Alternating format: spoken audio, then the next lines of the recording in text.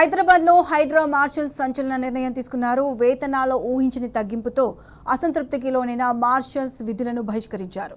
వీరి గైర్హాజరుతో మాన్సూన్ చర్యలు తీవ్రంగా ప్రభావితమవుతున్నాయి. ఎమర్జెన్సీ సేవలు పూర్తిగా నిలిచిపోయాయి. రేవంత్ సర్కార్ ప్రతిష్టాత్మకంగా ప్రారంభించిన హైడ్రా 3 నెలలకే ఇలా ముసిగేయడంపై నెటిజన్లు కామెంట్ చేస్తున్నారు. నగరంలో విపత్తు నిర్వహణ, సర్కారు ఆస్తుల పరిరక్షణ కోసం పనిచేసే మాజీ సైనిక ఉద్యోగుల సంచలన నిర్ణయంతో రేవంత్ సర్కార్ ఒక్కసారిగా షాక్ గురైంది. వేతనాలు తగ్గించడంతో ఆగ్రహించిన హైడ్రా మార్షల్స్ తమ విధులను బహిష్కరించారు. దీంతో గ్రేటర్ హైదరాబాద్లో వర్షాల వంటి ఎమర్జెన్సీ సేవలు పూర్తిగా స్తంభించాయి. హైడ్రా మార్షల్స్ లో చాలా మంది మాజీ సైనికులే ఉన్నారు. వీరు నగరంలో చెరువులు, నాలాలు, ప్రభుత్వ ఆస్తులను కాపాడడంతో పాటు వర్షాకాలంలో వరదల సమస్యలను తగ్గించేందుకు రాత్రింబవళ్లు శ్రమించారు. అంతటి కష్టతరమైన పని చేస్తున్నా కానీ ఇటీవల వీరి వేతనాలను తగ్గించడం సరికాదంటూ వారు విధులను బహిష్కరించారు. దీంతో 150 డివిజన్లలో హైడ్రా సేవలు పూర్తిగా నిలిచిపోయాయి. హైడ్రా మార్షల్స్ నిర్ణయం మాన్సూన్ ఆపరేషన్ సహా అనేక సేవలపై ప్రభావం స్పష్టంగా పడనుంది. రెండోది, వచ్చేటటువంటి 29,250 రూపాయలు అకౌంట్లో క్రెడిట్ అయ్యేదాన్ని అది కట్ చేసి 7,000 రూపాయలు తగ్గించి మీకు 22,500 మాత్రమే ఇవ్వగలము, మీకు వీలు అవసరమైతే చెయ్యండి, లేదంటే లేదు. ఇది గవర్నమెంట్కు జీవో పంపించేది కూడా ఒక డిపార్ట్మెంట్ రేజ్ అయిందంటే వాళ్ళు ఇక్కడ నుంచి దానికి నిబంధించిన ఎంతమంది అయితే స్టాఫ్ని తీసుకున్నావో వాళ్ళ పే స్కేల్ అని. నువ్వు తీసుకున్నది న్యూ రిక్రూట్స్ కాదు, వీళ్ళు గతంలో 6 సంవత్సరాల నుంచి ఈవిడిఎంలో చేస్తున్నటువంటి వాళ్ళని, ఆ ఈవిడిఎంలో తీసుకునే వాళ్ళని పే స్కేల్ తగ్గించే విధంగా అయితే గవర్నమెంట్ ముందు ఇన్ఫార్మ్ చేయాలి.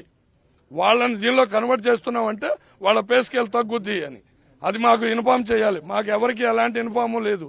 తిన్నగా మీకు 7,000 రూపాయలు జీతం తగ్గించి ఇస్తాము అనేది చెప్పారు.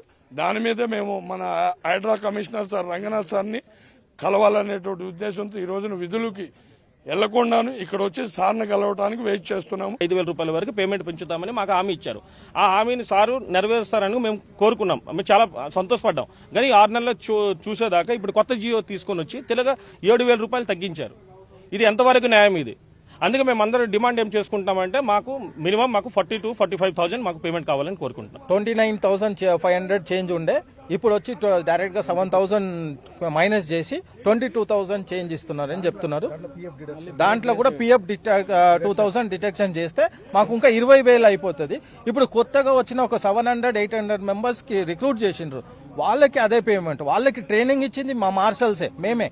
వాళ్ళ పేమెంట్ మా పేమెంట్ ఈక్వల్ అయితే వాళ్ళు ఎక్కడ మాకు రెస్పెక్ట్ ఇస్తారు? కరోనా టైంలో అందరూ ఇల్లు మూసుకొని అందరు కూర్చొని లోపల ఇంట్లో ఉన్నప్పుడు మార్షల్స్ మా వాళ్ళు అందరూ సైనికులు అందరూ బయటికి వెళ్ళి కరోనా కొట్టి కొందరికి కరోనా స్ప్రేయింగ్ చేసి కరోనా టైంలో స్ప్రేయింగ్ చేసినాము, అంతవరకు చేసినాం. అప్పుడు అందరికి కరోనా కూడా వచ్చింది.